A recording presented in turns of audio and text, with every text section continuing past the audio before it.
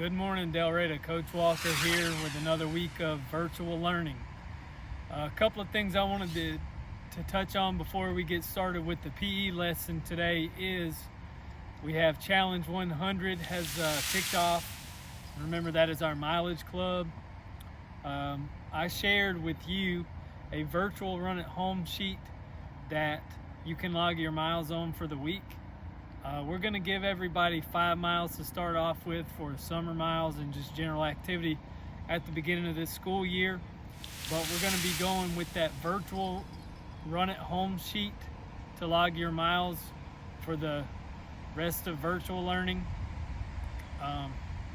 So whatever you can do to get mileage, write it down on the virtual run at home sheet, submit it through Schoology, or share it through Google, and we'll get it and we'll make sure that you get your miles like you should.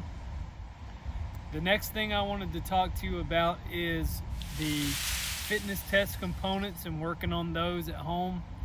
The fitness test is the pacer, which is a 20-meter run back and forth.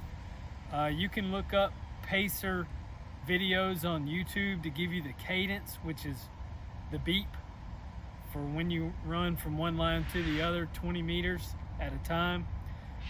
Also the push-ups, so practice your push-ups at home a couple of nights a week. Practice curl-ups a couple of nights a week, and then the sit and reach. Curl-ups are like crunches, and the sit and reach is just where you stick your legs straight out and reach for your toes. I have a video on that, and I'll make another video. I'll include some of those in a later video. But those are the main things that I just would like for you to work on this week.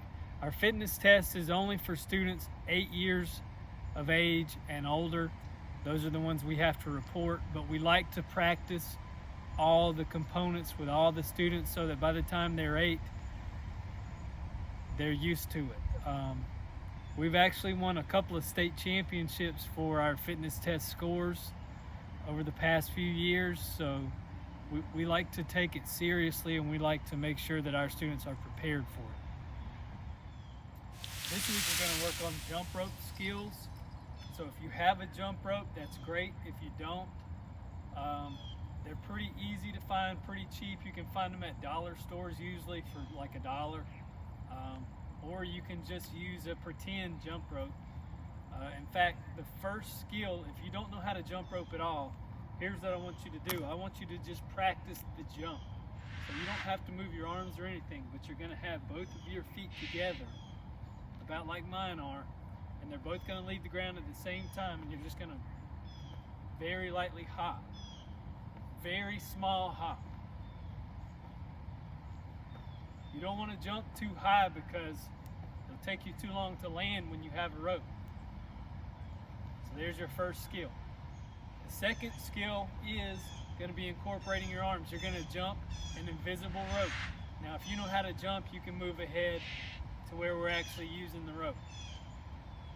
But what you're going to do with the invisible rope, you're going to start with your hands out by your side, just like mine, your feet.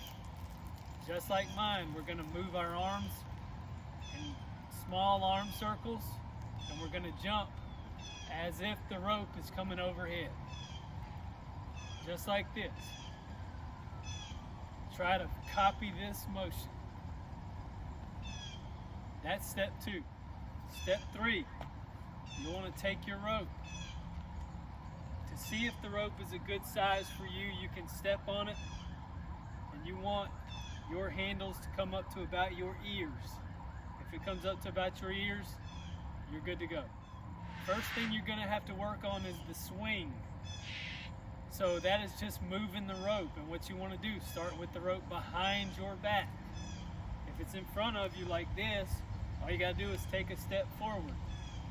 Start with the rope behind your back, swing it over the front, and try to catch it underneath your feet. Watch that again.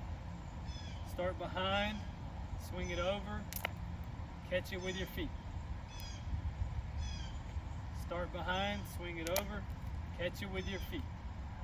See if you can do that every time. That's how you want to do it. You don't have to watch the rope. You just look straight ahead.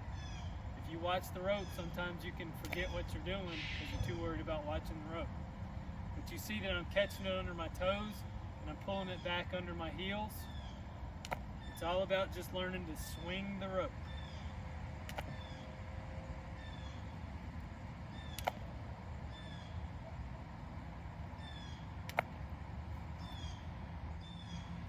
Next step in learning to jump rope is to hop the rope one time.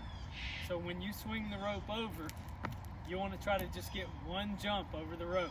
Watch again. Swing it over, one jump. Swing it over, one jump.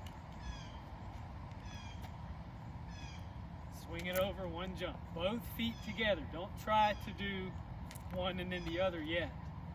Make sure you're going both feet together. The final beginner skill in jumping rope is to consistently jump over the rope.